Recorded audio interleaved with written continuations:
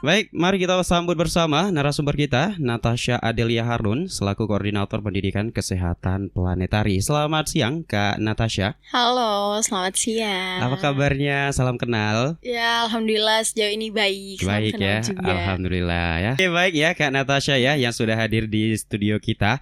Hari ini kita membahas tentang tema Healthy with Nature, suara pendidikan untuk iklim. Kira-kira Kak Natasha bisa jelaskan terlebih dahulu nggak ya, Healthy with Nature, suara pendidikan untuk iklim? Mungkin sebagian orang kurang ngerti, kurang paham nih, apa sih Healthy with Nature itu? Silakan Kak Natasha. Jadi sebenarnya ini mungkin aku akan lebih bahasnya terkait ke kesehatan planetari juga Iya, boleh. Jadi kan banyak sekali masyarakat ini yang waktu ditanyain kesehatan planetari itu apa gitu kan. Jadi fokus utamanya itu adalah di mana kita sebagai masyarakat itu harusnya menyadari bahwa yang namanya kesehatan manusia itu harus didampingi juga dengan lingkungan yang sehat kayak gitu. Nah, jadi orang-orang tuh banyak yang berpikir bahwa kesehatan fokus utamanya harus di kesehatan dan lingkungan harus fokus utamanya di lingkungan. Nah, tanpa mereka sadari bahwa sebenarnya dua hal ini nih saling berkaitan. Dan kalau misalnya kita cuma fokusnya di salah satu, itu nggak akan tercipta suatu kestabilan yang baik buat diri kita, buat lingkungan, dan juga buat ekosistem. Harus ada balance di situ ya. Betul, bener-bener. Jadi ini yang lebih difokuskan oleh Kak Natasha sendiri. Kalau di aku, karena aku di tim bagian koordinator pendidikan kesehatan planetari, lebih banyaknya edukasi untuk anak-anak, untuk remaja, untuk masyarakat. Jadi mengenalkan mereka terkait kesehatan planetari itu sendiri. Berarti sering tuh ya melakukan sosialisasi gitu ya? Cukup sering. Biasanya ke mana aja tuh? Kalau di ASRI itu kita punya ke sekolah-sekolah, ke sekolah baik itu SD, SMA, dan kalau ke masyarakatnya kita penyuluhan dusun di sekitaran masyarakat yang tinggal yang tinggalnya itu dekat kawasan Taman Nasional Gunung Palung. Asik kali itu ya? Seru, tapi akan menghadapi berbagai macam orang juga yang kayak akan pertanyaannya akan beda-beda. Padahal yang mereka tanyain tuh kayak kenapa sih kita harus peduli juga dengan lingkungan kayak gitu. Nah, itu yang sebenarnya gak jadi tantangan. Kira-kira Healthy with Nature ini ketika ada dampak yang sangat bersentuhan dengan masyarakat, ketika yang awalnya baik-baik aja, gak ada yang namanya perubahan iklim dan lain sebagainya, kira-kira ketika ini terjadi di tengah masyarakat, kira-kira apa yang dirasakan oleh masyarakat, bahkan yang dirasakan oleh seluruh dunia? Jadi gini, sebenarnya kalau bahas soal perubahan iklim, ini menjadi salah satu isu yang global lah saat ini gitu. Karena sebenarnya perubahan iklim ini tuh terjadinya udah cukup lama gitu. Mungkin dari awal tahun 2010 itu udah mulai kerasa gitu. Nah, tapi untuk daerah-daerah yang mungkin belum merasakan isu ini, mereka menganggap bahwa perubahan iklim ini apa sih sebenarnya? Jadi bukan suatu hal yang harus mereka pikirkan menjadi jadi permasalahan utamanya mereka. Apalagi masyarakat biasa ya. Betul sekali kayak gitu. Nah, jadi perubahan iklim itu sendiri saya ngelihat bahwa kalau misalnya udah dirasain sama mereka baru akan tanggap. Tapi kalau misalnya belum, mereka akan nganggap ini bahwa ini masih bukan suatu masalah utama dan gak perlu aku terlalu pikirin banget kayak gitu. Kira-kira yang sering diabaikan oleh masyarakat kita itu seperti apa sih? Ke lingkungan yang seperti apa sih? Oke, jadi kalau misalnya apa yang diabaikan, seperti saya bilang tadi, kalau mereka belum ngerasain apa yang berkenaan langsung sama mereka. Contohnya gini, di dunia luar itu mungkin krisis iklim udah menjadi isu utama di beberapa negara. Gitu. Contohnya kayak Thailand nih. Thailand sendiri itu mereka dari krisis iklim, mereka udah nggak kena yang namanya gelombang panas atau heat wave gitu. Nah, tapi kalau di Indonesia ini belum ada nih kena sama sekali. Jadi ketika di Thailand udah kena dan masyarakatnya udah mulai concern terhadap perubahan iklim, di Indonesia sendiri tuh belum, karena dampaknya itu belum terlalu terasa banget di kita kayak gitu. Itu faktor utamanya apa, heat wave itu? Kalau heat wave jadi gini, heat wave itu adalah peningkatan suhu rata-rata. Jadi harusnya suhu rata-rata bumi itu sekitar 25-an sampai 27. Nah, di kondisi yang terjadi di Thailand itu rata-rata suhunya itu sampai 52 derajat kayak gitu. Nah, sedangkan di Indonesia suhu tertinggi kita itu baru sampai 36 derajat. Dan bagi masyarakat kita suhu ini adalah biasa aja nih, masih bisa aku terima gitu. Nah, tapi kalau kondisinya terjadi di Thailand itu mereka sudah di ambang batas dan akhirnya sampai menyebabkan korban jiwa juga di sana. Bahkan kematian itu akibat namanya heat stroke. Faktor utama kenapa Thailand bisa mendapatkan heat wave seperti itu, faktor utamanya apa? Apakah dengan membakar sampah ataukah dengan polusi udaranya atau apanya gitu? Jadi yang sebelum kita lebih lanjut ke situ, saya mungkin akan mau ngebahas dulu terkait penyebab utama dari krisis iklim ini sendiri, kayak gitu. Nah, tapi sebelumnya sebelum lanjut, saya mau jelasin dulu bahwa perubahan iklim itu nama lama. Jadi sekarang itu kita udah ubah namanya itu jadi krisis iklim. Jadi itu udah kesepakatan global. Dulunya perubahan iklim, sekarang jadi krisis iklim. Kenapa? Apakah itu grade tersendiri? Bukan, karena udah tingkat keparahannya sih. Gitu. Jadi penyebab utama dari krisis iklim itu sendiri ini kan adalah penipisan lapisan ozon. Nah, jadi yang orang-orang tahu tuh kayak perubahan iklim ini terjadi karena gas rumah kaca gitu. Nah, padahal sebenarnya bukan gas rumah kacanya nih. Ini yang sebenarnya ada miskonsepsi, mistransfer ilmu gitulah.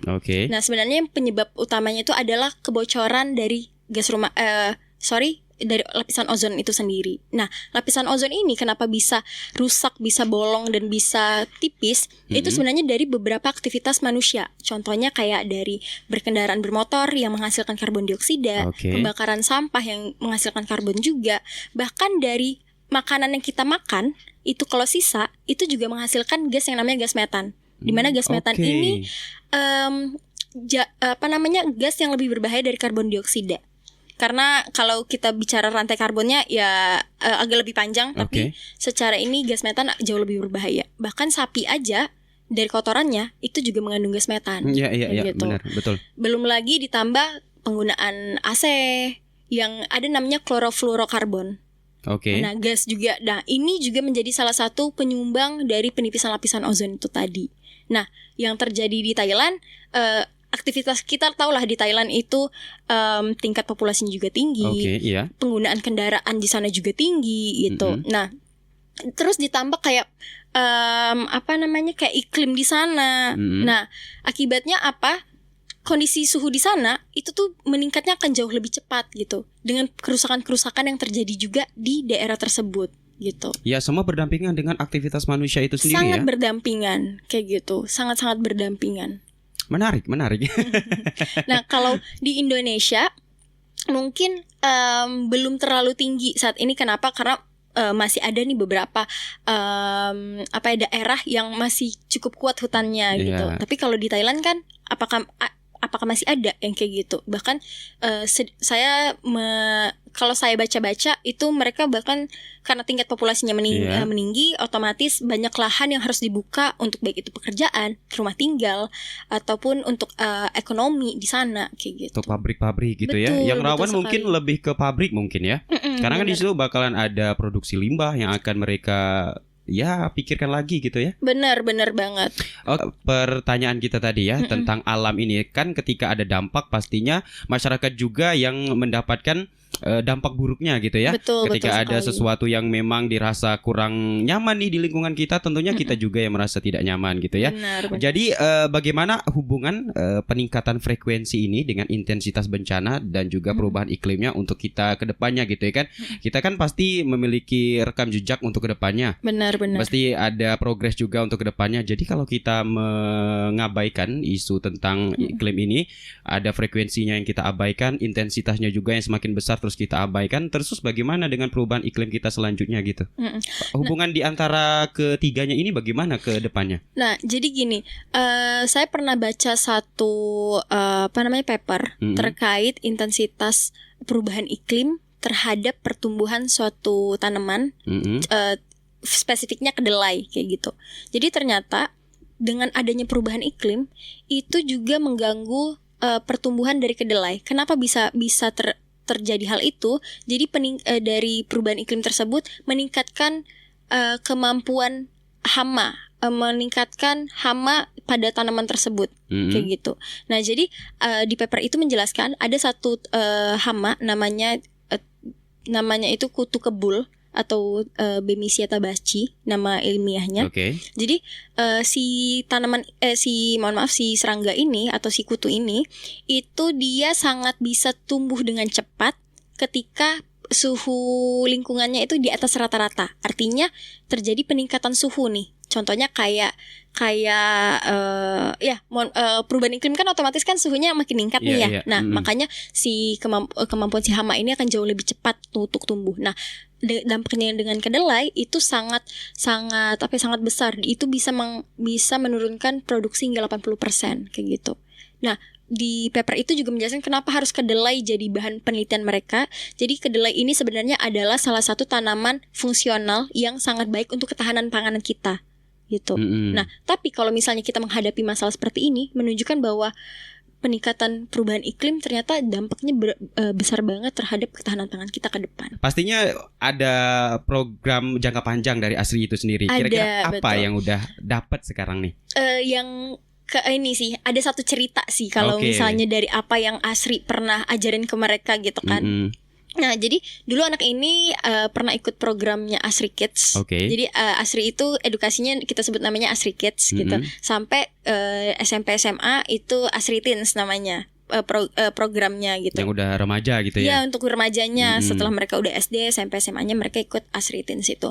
Nah, jadi ada satu anak yang karena sering ikut mendapatkan materi dari ASRI, mendapatkan ilmu baru lah istilahnya terkait lingkungan ini. Akhirnya pada saat dia belanja, dia tahu bahwa salah satu modulnya kita itu adalah terkait sampah gitu. Nah, jadi anak ini kayak mulai menyadari pelan-pelan bahwa oh iya sampah kalau misalnya kita terus-terusan menghasilkan, nanti dampak buruknya kayak gini nih gitu. Nah, akhirnya dia sendiri pada saat belanja ke pasar itu disuruh ibunya beli bawang. Terus akhirnya dia kayak, Bu saya gak mau pakai plastik, tapi saya gak bawa kantong. Ya udah deh saya pakai baju saya aja kayak gitu. Jadi kayak mereka menyadari bahwa kalau misalnya terus-terusan menggunakan barang ini, menggunakan plastik, ini akan dampak buruknya ke lingkungan ini besar banget nih. Jadi gimana caranya saya mencari inovasi tapi cara agar alternatif untuk tidak lagi menggunakan plastik itu tadi. Iya, walaupun cuma beli bawang, akhirnya mereka kayak pakai bajunya atau pakai cuma bawa tangan pakai ini doang bawa sendiri kayak gitu. Hal kecil berdampak besar ya. Iya gitu. Nah, dari hal itu kan kita melihat bahwa anak-anak ini aja kalau kita kenalin dari awal mereka terkait lingkungan, sebenarnya akan lebih mudah juga pada saat mereka dewasa untuk lebih paham dengan kondisi lingkungan itu sendiri. Karena gini, kalau misalnya sedari dewasa baru dikenalkan, kadang tuh kan pikiran orang kan banyak banget ya. Maksudnya apakah isu lingkungan ini harus jadi isu utama yang aku kerjain atau enggak kayak gitu kan. Tapi kalau misalnya kita kenalin dari anak-anak, itu sebenarnya udah tertanam di mereka bahwa oh iya bagaimana caranya kita menjaga lingkungan tuh adalah salah satunya kayak mengurangi penggunaan kayak gini gitu. Jadi dari situlah akhirnya berkembang tanggung jawab mereka. Dan akhirnya pada saat dewasa pun mereka mengerti bahwa kalau misalnya aku melakukan hal ini, dampak buruknya kayak gimana. Jadi cara apa nih yang bisa aku lakukan untuk meminimalisir dari dampak-dampak tadi. Gitu. Itu adalah bentuk kita kepada anak-anak agar mindset mereka itu sudah tertanam dari sejak kecil gitu ya. Benar. Jadi kita nggak perlu lagi mereka ketika udah beranjak dewasa ya udah mereka jadi influence sendiri untuk masyarakat lain ya. Betul. Paling tidak untuk lingkungan keluarga mereka dulu nih gitu. Enggak lah untuk sampai masyarakat luas, tapi paling tidak untuk lingkungan keluarganya mereka sendiri. Kan kalau anak-anak biasanya kalau dalam keluarga tuh suka blak-blakan ya. Mama jangan buang sembarangan. Kemarin kakak dari ASRI bilangnya jangan gini gitu ya kan. Jadi ya orang tua pasti kan kalau udah anak ngomong gitu punya feel kesadaran juga ya kan. Bener, jadi juga. Nanti mau buang sampah kalau ada anaknya bentar deh anak gua lihat gitu ya kan. Bahkan itu nggak hanya sampah sebenarnya. Jadi terkait ini juga ASRI kita punya program namanya Sensau. Jadi kayak ada salah satu anak yang pernah ikut ASRI Kids. Itu kayak penebangan gitu ya, penebangan. Bapaknya ini pekerjaan utamanya adalah menebang kayu di dalam kawasan Taman Nasional Gunung Palung.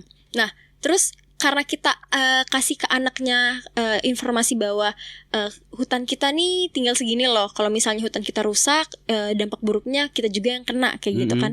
Nah, si anak ini akhirnya mencoba berbicara sama bapaknya.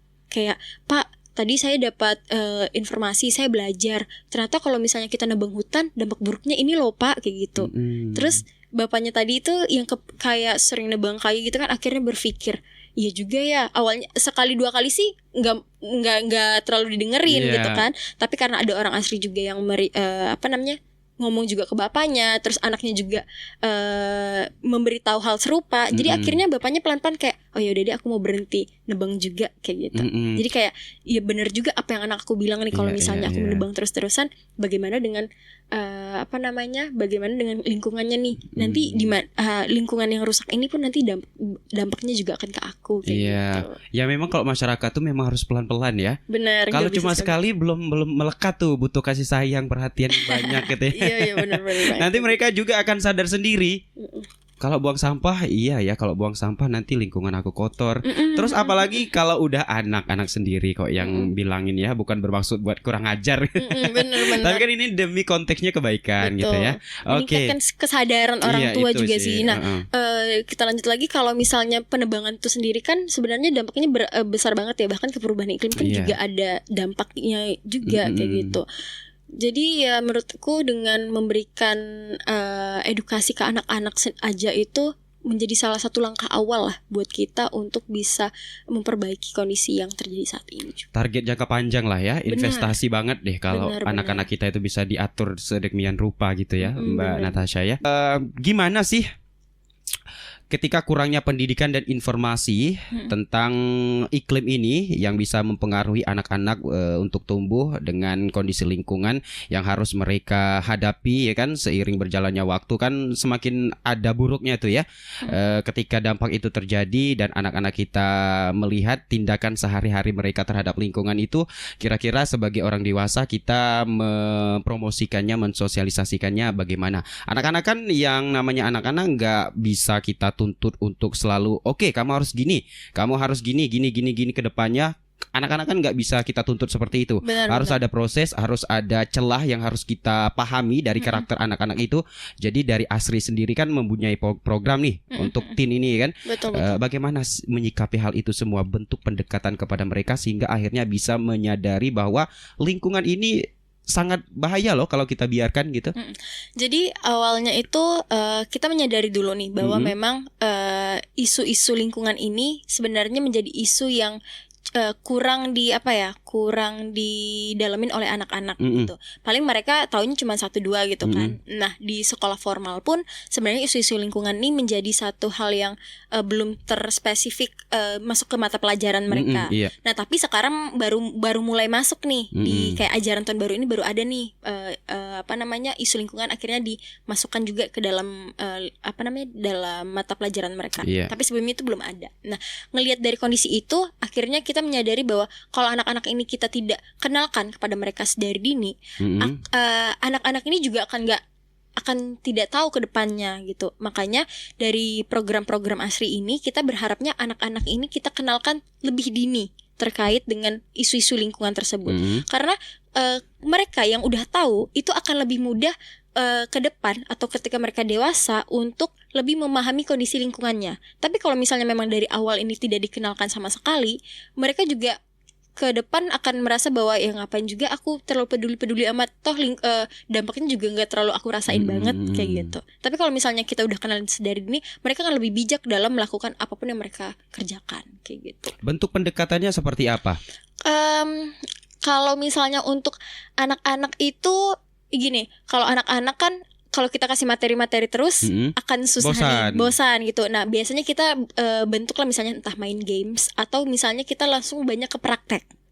Kayak gitu. Nah, jadi kalau misalnya praktek sendiri pun misalnya khusus di perubahan iklim nih, kita ajak anak-anak itu untuk melihat bagaimana proses perubahan iklim ini terjadi lewat, kalau yang kita biasa kerjain itu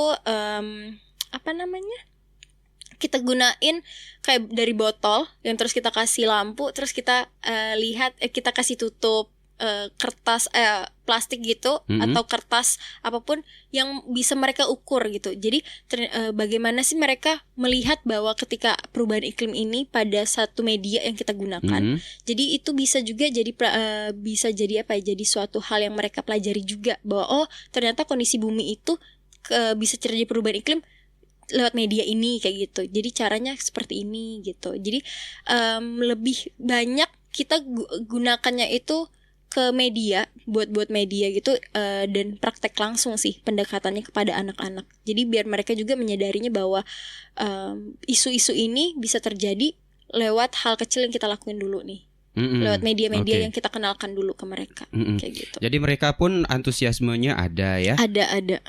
Ketika membuat games atau permainan seperti itu kan yang berkaitan dengan lingkungan, apakah sebelum dilakukan hal tersebut udah ada edukasi kira-kira stepnya bagaimana, tahapannya bagaimana, terus anak pun dengan cara penyampaian yang baik itu antusiasmenya semakin tinggi lagi terhadap permainan ataupun kegiatan yang dibuat oleh ASRI itu sendiri?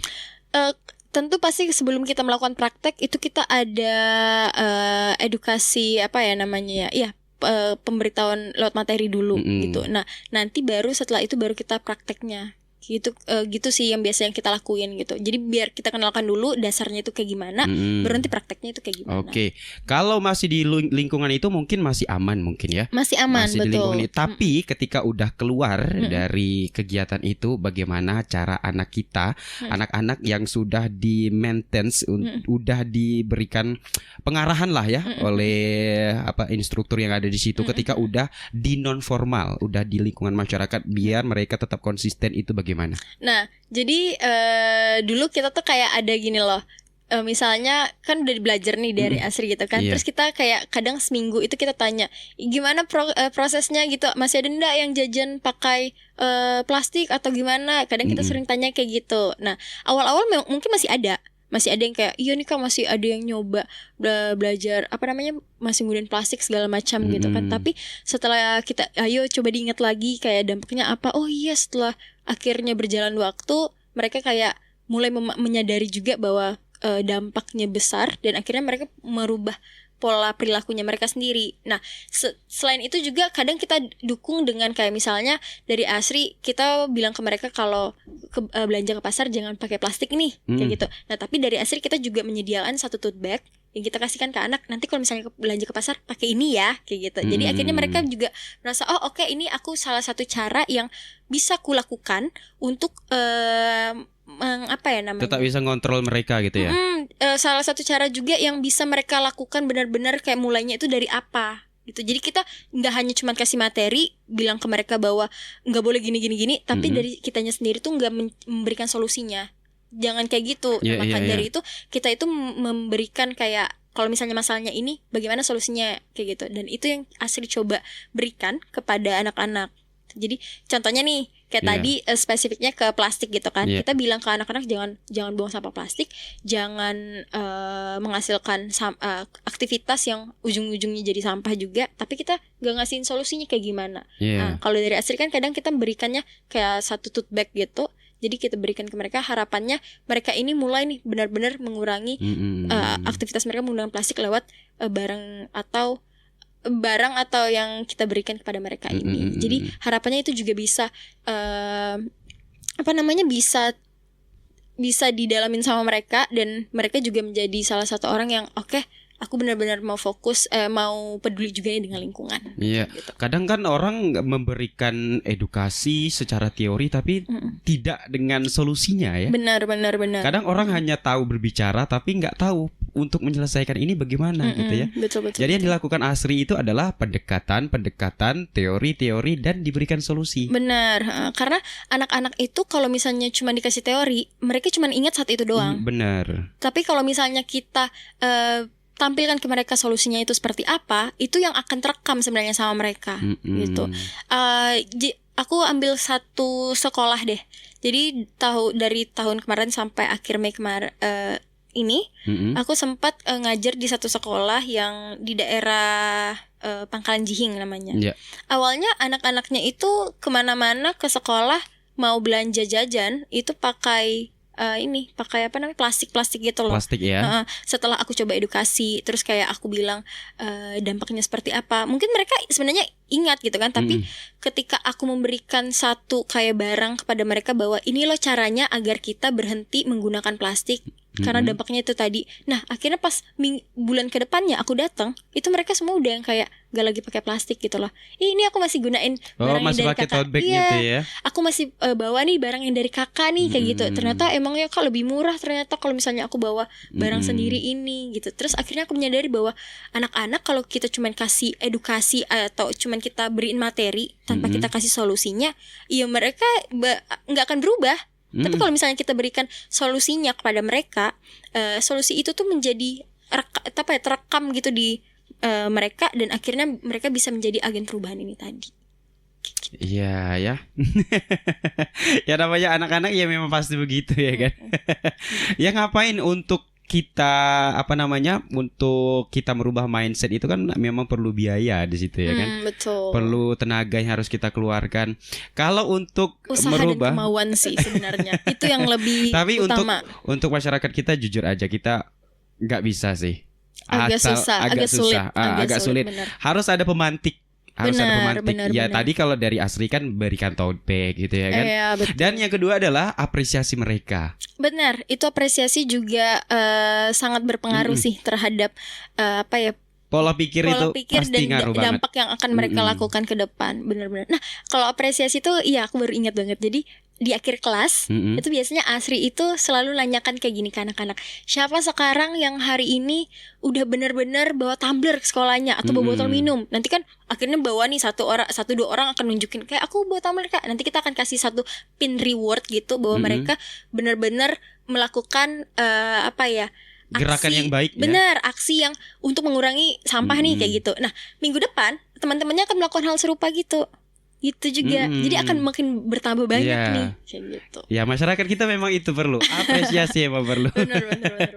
Kalau mereka udah dapat reward nih ya, aku pengen deh kayak si itu ya kan kemarin disanjung-sanjung tuh ya kan. Jadi yang lain kan bisa kenal mereka. Nanti kan ada buah bibir tuh ketika udah selesai acara mereka, nengok-nengok yang apa yang kau dapat tadi gitu ya kan. Benar.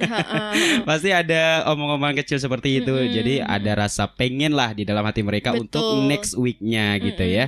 Dan itu juga akan membuat mereka pelan-pelan akhirnya kalau misalnya aku pakai tumbler ini pun ternyata kalau belanja lebih murah dan ketika misalnya ini aku bisa diapresiasi banget nih kayak gitu. Akhirnya pola-pola seperti itulah nantinya yang akan ngebentuk mereka. Akhirnya mereka jadi lebih sadar bahwa sepenting itu kita dalam memikirkan kondisi lingkungan itu tadi kayak gitu. Karena sampah memang sebegitu ngaruhnya ya, walaupun secara look ya udah hanya sampah doang ya kan, jatuh ke bumi udah kira-kira nggak akan terjadi apa-apa dalam mindset orang yang gak ngerti lingkungan. Tapi kalau kita berbicara dari sisi lingkungan, sekarang sampah udah banyak di perairan laut dalam. Benar. Udah ratusan tahun peneliti sudah mengatakan ini sampah dari ratusan tahun yang lalu masih belum terurai, masih ada di dalam laut paling dalam. Benar. Bahkan udah sampai ke paling dalam. Palung. Bahkan udah sampai ke perut ikan. Betul banget. Iya kan? Dan Benar, juga efek pencemarannya sangat luar biasa terhadap ekosistem laut. Benar banget. Padahal ya laut itu dampaknya kepada kita kalau tidak tercemar baik loh ya. Kalau tidak tercemar. Iya, kalau tidak tercemar. Kira-kira nih efek laut yang sebenarnya itu kalau tidak tercemar bagi kehidupan kita itu apa sih Kak ini Natasha? Jadi gini, bahas terkait perubahan iklim dengan laut ini sebenarnya suatu hal yang menarik banget. Jadi mungkin banyak yang belum tahu bahwa sebenarnya laut itu sangat pengaruhnya besar banget terhadap kita.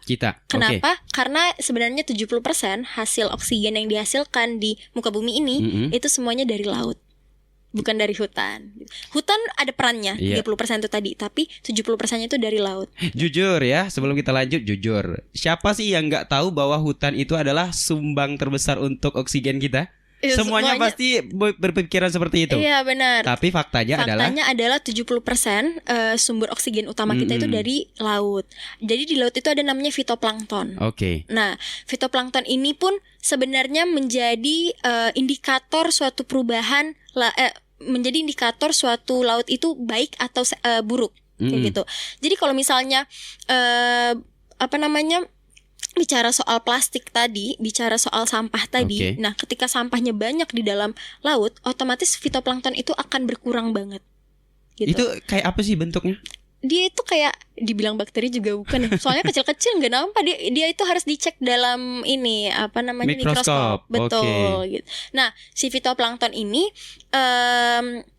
juga ada kaitannya dengan namanya mikroalga gitu. Nah, mikroalga ini pengaruhnya besar juga terhadap terumbu karang. Alga itu kayak rumput laut gitu ya? Tapi ini mikronya. Oh, mikronya lebih kecil. Lebih kecil banget, nggak nampak. Aduh, gitu. Susah ya kalau kasat mata, susah tuh ya. Betul. Nah, jadi balik lagi yang saya tadi bilang, fitoplankton ini dan dia ada kaitannya juga dengan mikroalga dan juga dengan terumbu karang. Nah, apa kaitan utamanya terumbu karang ini dengan kondisi ekosistem laut? Ekosistem laut itu kalau misalnya nggak terumbu karang itu akan menjadi ekosistem laut yang paling buruk banget lah. Kenapa saya bisa bilang kayak gini? Jadi ada beberapa data juga sih yang menunjukkan bahwa ketika ketidakadaan terumbu karang ini sangat-sangat bahaya banget buat lautnya. Jadi terumbu karang ini kan sebenarnya adalah makhluk hidup yang fungsi utamanya itu adalah memfilter air. Memfilter air laut. Jadi biar dia makanya biasanya air laut kita lebih jernih, lebih banyak dan itu akan mendukung pertumbuhan dari fitoplankton. Saya kira itu memfilter agar tidak terlalu asin. Oh, enggak. Jadi memfilter biar airnya itu bersih dan fitoplankton pun nyaman untuk hidup. Di mana fitoplankton ini ada pengaruhnya juga terhadap oksigen, menghasilkan oksigen itu tadi. Nah, tapi si terumbu karang ini sangat sensitif dengan perubahan air laut. Nah, kan kita tahu nih kalau misalnya perubahan iklim suhu udaranya otomatis meningkat. Dan itu suhu udara meningkat, intensitas cahayanya juga akan jauh lebih meningkat dan itu akan pengaruh juga dengan suhu di air laut. Nah, suhu rata-rata normalnya air laut itu adalah 25 sampai 27 derajat. Kayak gitu. Nah, ketika misalnya terjadi perubahan iklim yang terjadi kenaikan suhu udara tadi dan itu akan berpengaruh juga terhadap suhu air, itu juga akan membuat si terumbu karang ini perlahan mati. Gitu. Oh, terumbu karang justru bisa mati juga bisa mati. Matinya itu bukan mati yang kayak gimana, tapi pemutihan karang kita sebutnya. Kayak gitu. Nah, jadi ketika si air lautnya ini mulai panas di atas dari 27 derajat, dia belum langsung mati tapi dia akan mengalami tahapan stres. Nah, ketika si terumbu karangnya ini stres, otomatis si mikroalga tadi yang aku sebutin di awal, ini nih, jadi terumbu karang ini adalah salah satu makhluk hidup yang tidak bisa menghasilkan makanan, tapi dia mendapatkan makanannya itu dari mikroalganya tadi. Ada ketergantungan di antara mereka ya. Nah, ketika misalnya si terumbu karangnya stres, mikroalganya pergi, otomatis si terumbu karangnya nggak dapat suplai makanan nih, gitu.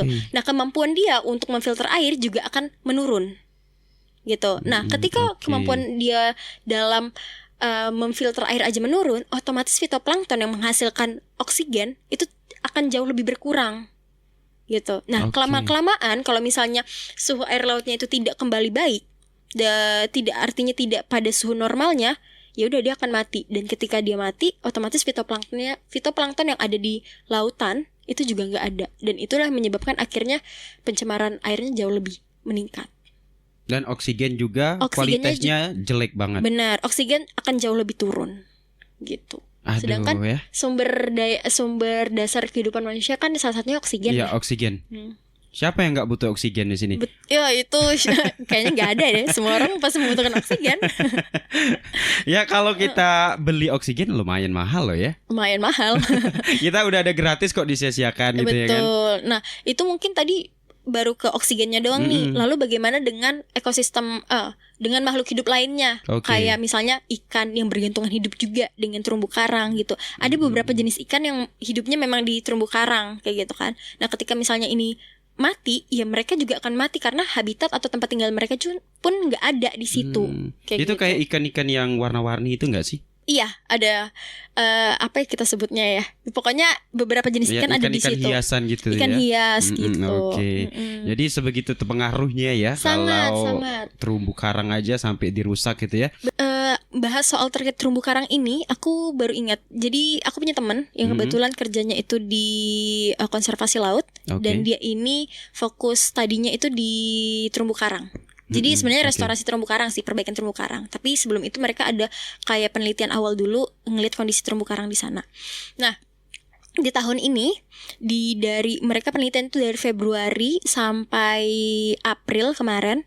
Jadi dia melihat beberapa terumbu karang di di titik timur Indonesia, di Bali, di Lombok, sama di daerah Maluku ya, di daerah Maluku.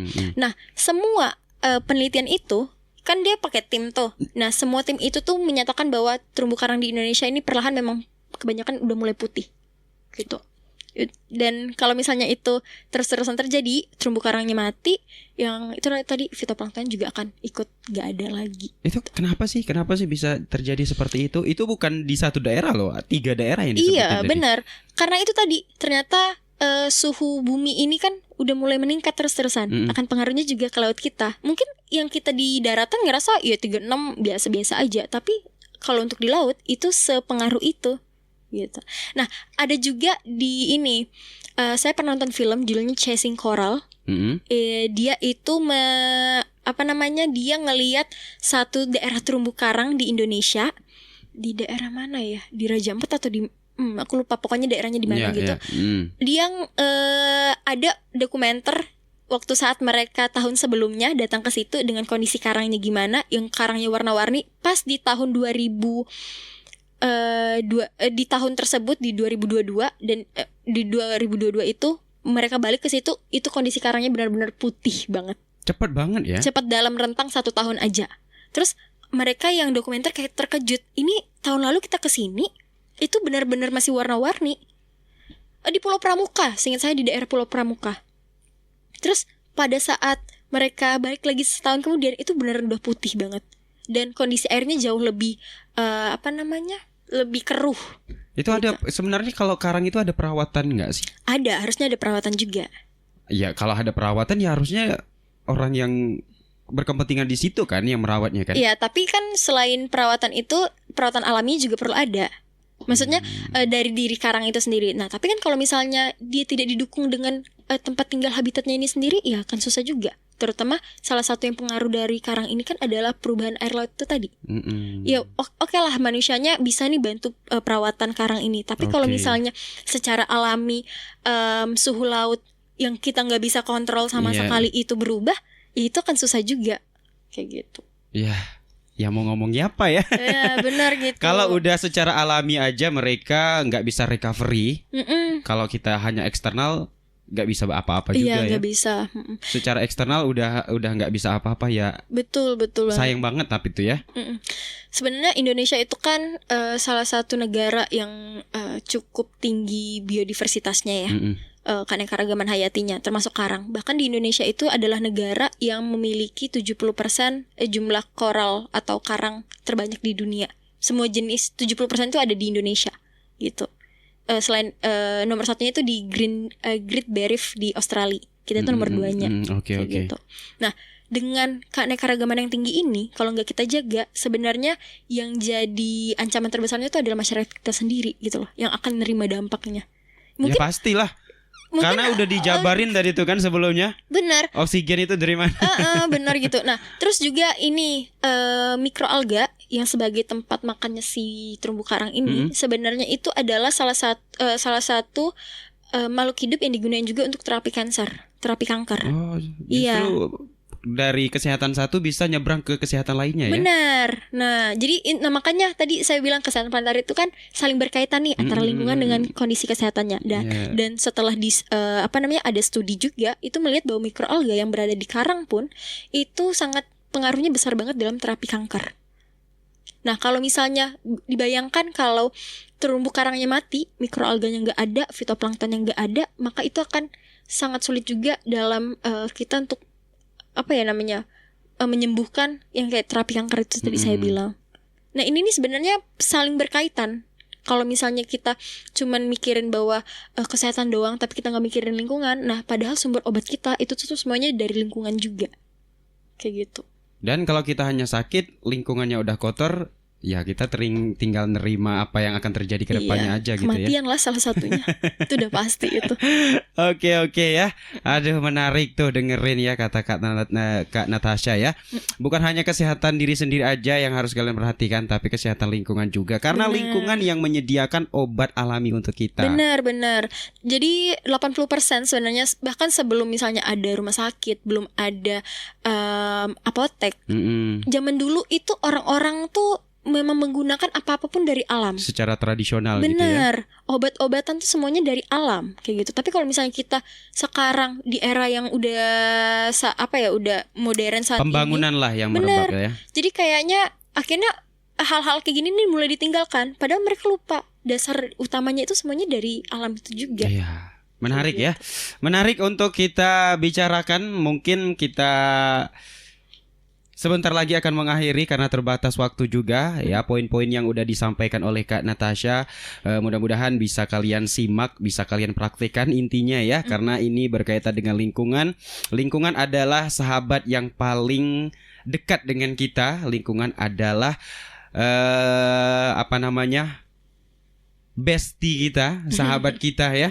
Kalau lingkungan kita mati, kita juga akan merasakan dampaknya. Betul banget. Terakhir deh Kak Natasha, sebelum kita menutup perjumpaan kita di siang hari ini, karena tadi kan udah banyak tuh ya, udah banyak kali dah disebutin oleh Kak Natasha.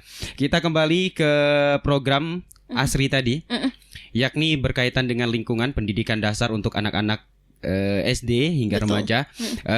Kira-kira yang Kak Natasha, perwakilan dari Asri ini rasakan selama membuat event ini, dampaknya kepada kita semua secara menyeluruh lah ya, khususnya untuk Kabupaten Kayong Utara itu sendiri, apa yang udah dirasakan baik nih program ini nih?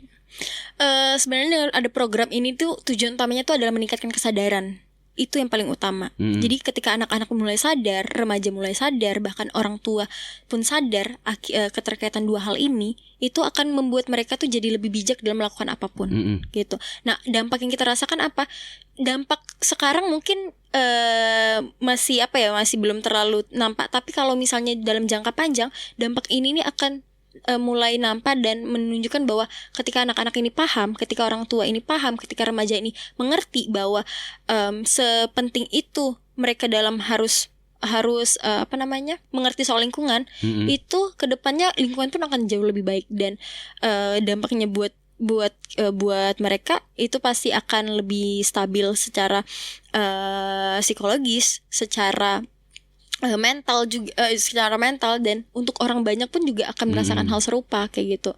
Jadi tujuan utamanya ini adalah meningkatkan kesadaran dulu. Ketika mereka udah sadar, maka kedepannya mereka dalam menentukan melakukan apapun akan lebih bijak dan akan mendapatkan sama-sama baiknya sih, baik itu lingkungan maupun kesehatan mereka. Berarti harus ada konsistensi ya. Betul, konsistensi kedua. Mulai awal memang mungkin dirasa susah, tapi ketika sudah mulai terbiasa itu akan jauh lebih mudah. Iya, betul. Oke.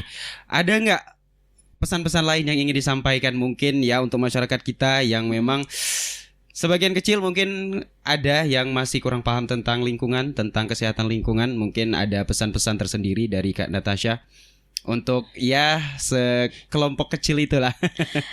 Saya harap sih jangan pernah berhenti belajar dan pengen cari tahu. Itu pesan saya, karena kalau misalnya kita cuman diem dengan kondisi kita sekarang, gak mau cari tahu, gak mau belajar, itu nanti yang akan rugi diri kita sendiri.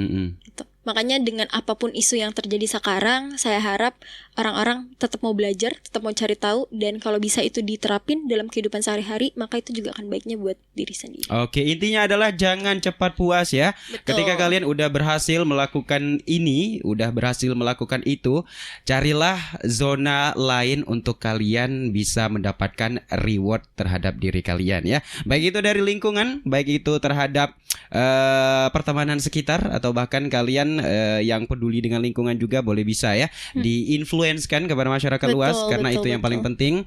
Mulai dari diri sendiri, mulai dari apa yang kita suka, mulailah dari itu semua ya, karena kita semua manusia pasti butuh lingkungan.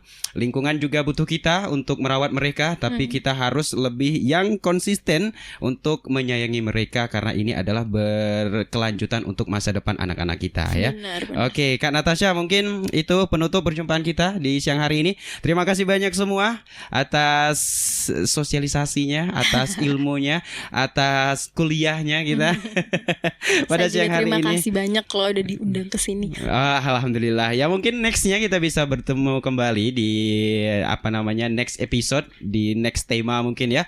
Kita bisa berbicara lebih banyak lagi. Tapi kan untuk Kak Natasha lebih berkaitan dengan lingkungan ya. Iya benar. Mungkin nanti kita cari apa kayak gitu ya, lingkungan yang lebih spesifik, mungkin sampah plastik mungkin ya. Boleh, kita bicara ya, bener lebih jauh atau bahkan kerusakan lingkungan mungkin ya. Kita bisa secara spesifik lah membicarakan tema selanjutnya gitu ya. Betul. Oke lah, kalau seperti itu ya. Terima kasih semuanya. Saya HG dan Kak Natasha pamit undur diri. Kita berjumpa lagi di next kesempatan. Siap. Sampai jumpa. Sampai jumpa semuanya.